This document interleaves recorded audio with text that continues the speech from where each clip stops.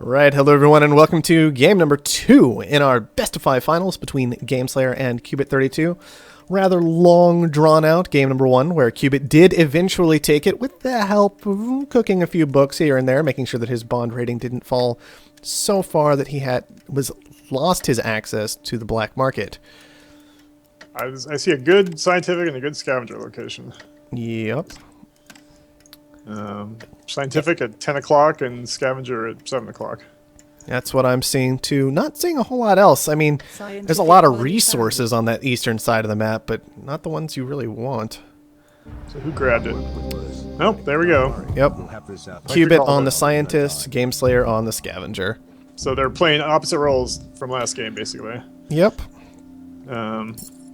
Interesting black market this time, and I'm a little nervous for Gameslayer with those nukes available in particular. I hate seeing nukes against scientists as a scavenger. Yeah, we'll see if he drops in a goon squad on his high carbon. I wouldn't be surprised to see that. Yeah. Of course, so the big difference in this game, though, is the scavenger this time found its second. So he will have that early crack at the black market. You know, he could easily EMP those steel mills. Certainly. His black market unlocks now. Let's see if he goes for it, because he knows they're not going to be protected. Oh man, these guys. That is an important detail that I didn't actually know. All base buildings are free now. I don't know if you remember, there was some game, I think it was I don't remember when it was. I think it was just a pickup game where someone got in this bizarre situation where they couldn't actually build a metal mine. I remember. Because so I was like, well, they'll just, there's no real reason for those buildings to cost a lot, or anything, right? I mean, how does that affect gameplay, right?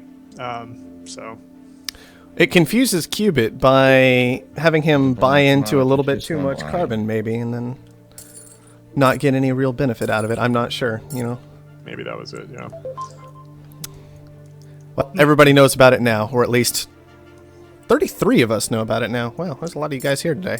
Interesting, the Gameslayer went right into the glass furnaces without any silicon. Yeah. They were making a reasonable amount of money, but they're dropping quickly. Well, yeah, because Cubit pays attention and has a clue how to play that game, right?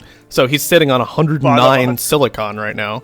Great move, great move. I mean, that's just, It's just a Cubit play. I mean, come on. He hates all of his opponents. He thinks they need to pay as much as possible for all their resources, and that's just fine. Gameslayer is lucky he got to level 3 because those glass furnaces were just diving. Well, that is an advantage of glass furnaces in general. You don't really have to think a whole lot about how much money you're making as long as you're not losing it, because it is pushing you to that upgrade. Yeah. Oh, wow. That'll make things interesting. Power shortage coming in before too long. Power's not all that expensive. Gameslayer did prioritize that glass, it looks like, because we did have a Chinese colony this game, consuming that 0.8 glass per second.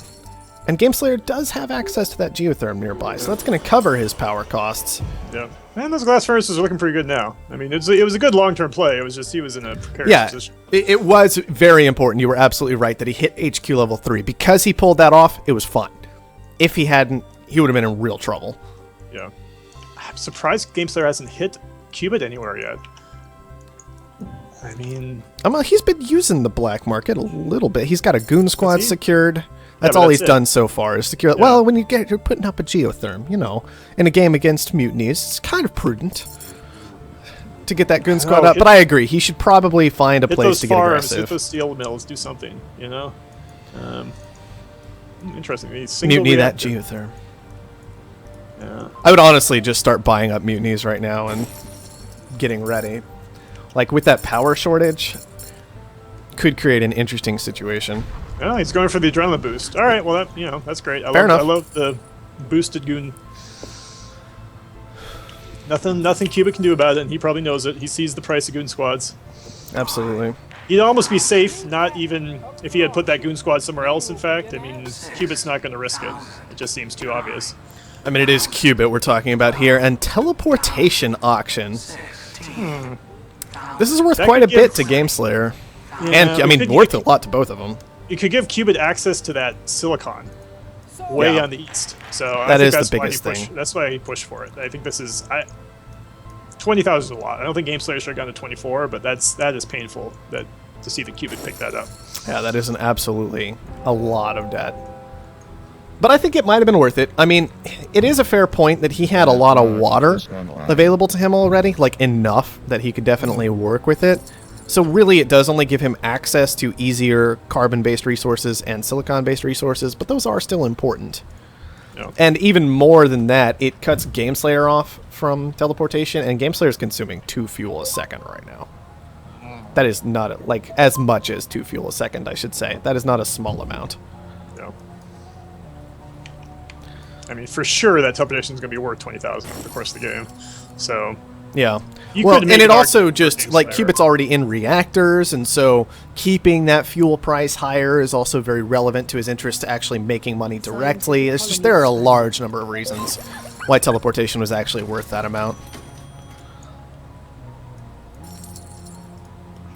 And that boosted geotherm. Well, it's made money for. I mean, it's done well for him, but What's also doing well right now is carbon. Kind of restricts Gameslayer from upgrading easily, but it does make using that black market a pretty simple thing to accomplish. high carbon price is so funny. A scavenger, it's like it's a good thing and it's a bad thing. You know? Yeah. It's always just a little bit awkward trying to figure out exactly what to do in that situation. Gameslayer is going to upgrade to HQ level 5. Oh god, Gameslayer, use your black market. Don't get it. I want to see some reactors. I mean, he's got some goon squads down. He used the adrenaline boost. He is against a scientist, which is always just kind of eh. Does Cubit have carbon coming in? He does not. That would have been a way better move, in my opinion, if he had the carbon coming in to actually make some money. But it's always awkward freezing your opponent's primary resource production. Yeah. Because then if you make money off of it, the price just goes down. They have easier access to making their stuff. It's just weird. I'd love to. Mutinies are so cheap. I'd love to see a mutiny that southwest reactor next to Cubit's base. Cut off the adjacency, cut off the connection to the colony, and it's scientific, so he'll make some money off that reactor. Absolutely. Definitely would be an interesting option this game. Instead, Gameslayer's just... He's ended up just turning off all of his water-based buildings, except for one lone little reactor that wasn't quite done yet. The thing about Gameslayer not using the black market that I really don't like is if you can use a black market item that is making you money, then you're making a huge mistake not taking advantage of your quick cooldown. Yeah. Right? And both pirates, especially pirates, wild pirates with the glass, both of those things, the pirates and the mutiny could make him money. And he's not using. Well, the glass is being teleported. So, and that is the thing, is you cut off everything and teleportation is still... Yep, that's a very good point. We didn't even talk about that, but that's another great reason for teleportation for Cubit. Just the fact that pirates exist. Finally, we see that nuke coming down. I was ready for that a while ago. I just don't think Cubit ever felt he had the resources available to do it. But that said, I mean, Cubit's sitting on $70,000 right now. Mm-hmm. That is a lot of cash. He actually does have a little bit of carbon coming in at this point, which is nice for him. And what did Gameslayer boost? Gameslayer actually boosting carbon, which, I mean, it's worth a lot of money. They're also unprotected, and Cubit knows they're unprotected. Is he going to make a move on that? Fortunately for Gameslayer, 20 seconds. Cubit's on the cooldown. Well, yeah, that underground nuke came out, and that'll assure you for a while that you're going to be okay. Yeah. And Gameslayer, I'm kind of curious if he's just going to make a transition to an Offworld with all this carbon, or if he's actually looking to just go for the kill quickly. He does not have that much cash still. This exposes a little subtle thing about tactics with the black market in the games with adrenaline boost, how you maybe don't want to use your black market items as soon as you buy them. Because you wait for that boost. Yeah, because if you buy it, use it right away, then suddenly your opponent knows, oh, now he can't buy something from the black market, or it's unlikely you're going to get hit for a while. Because this is exactly what happened here. Cubit had to wait for his black market to cool down to end before he could hit those boosted. And in fact, he got the full boost from his other quarries. Well, this is interesting. Gameslayer actually going to be trying to abuse the faster launch speed if he can pull it off this game, but I'm worried about that. And here's the thing about the faster launch speed with the Offworld. Yes, once you're into it, it works faster and better, but that first launch is not coming out faster because you're adding all this extra travel time to your building. Yeah, I think he's thinking about adrenaline boost. I think he is thinking about adrenaline boost. I think you're absolutely right about that. Which is an important factor here, but Cubit's already got $105,000 this game. Yeah. Just from these water-based resources, these reactors, these farms. Yeah, it was gutsy for him even to build that off-world market because, I mean, he's just hanging out there exposed right now. He's going to need the adrenaline boost just to get that first shipment so he can buy up his own stock. Mm-hmm.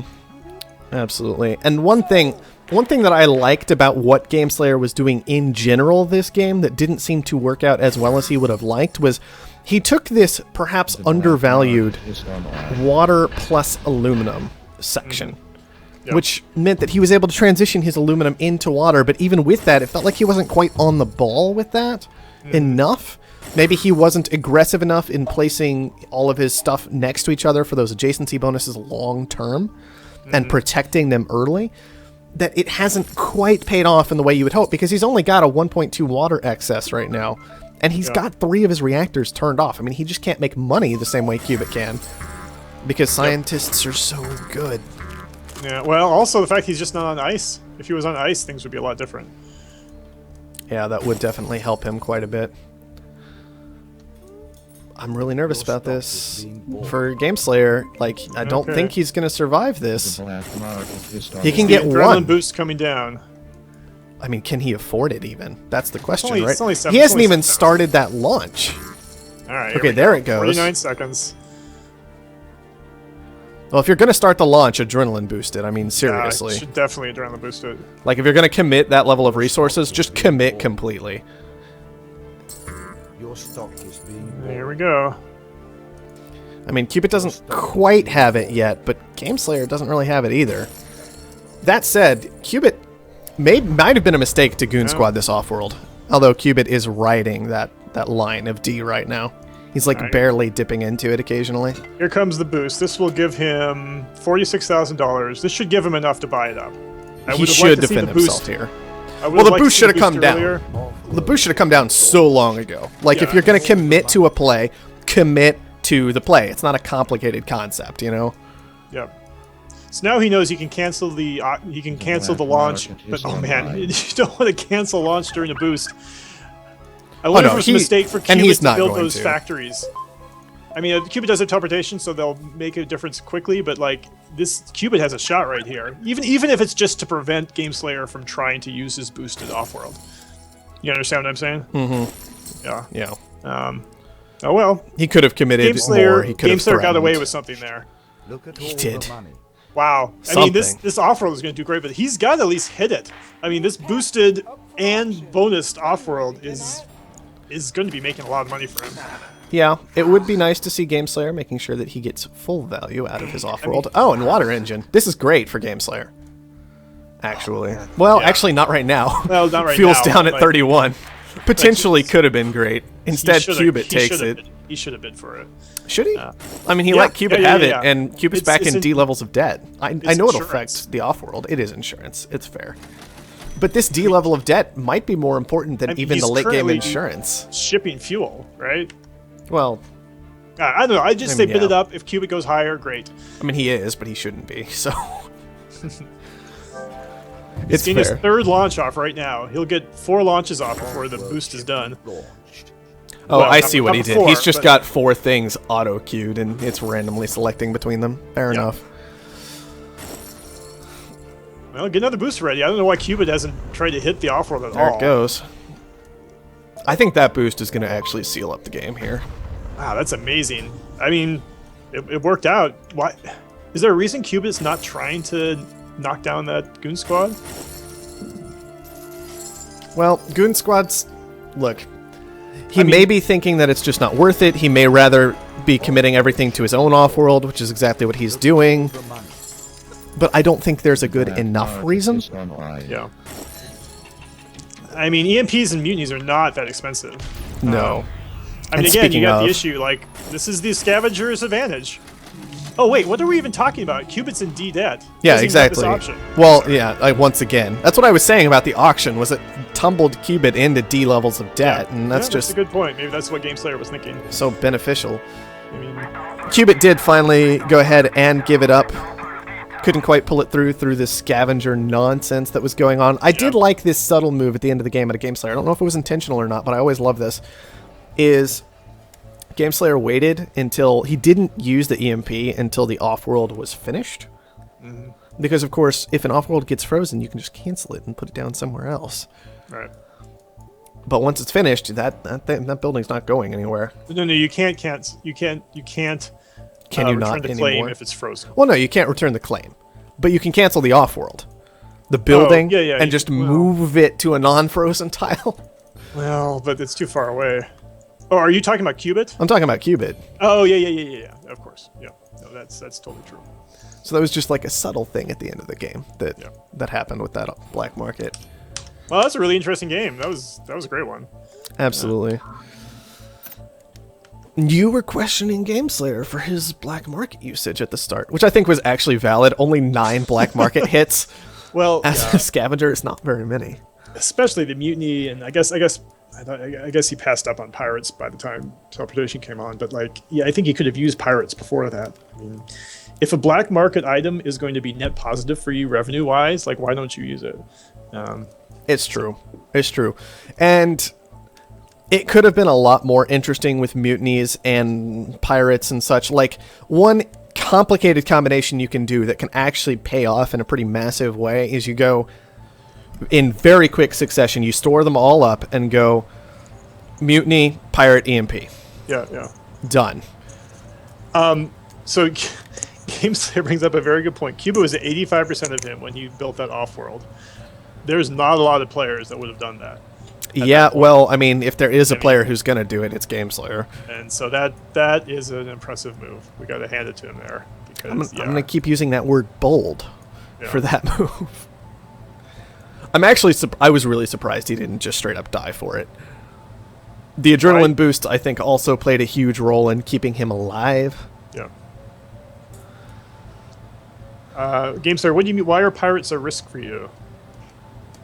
I mean, there were $3,000 pirates. I mean, obviously, once teleportation was on the board, then that was it. I think he's referring to when he was against PB Head. He used some pirates on aluminum, I believe, and it was just yep, that one got through, and that one got through, and that one got through, and that one got. I think it took 5 for him to finally get one.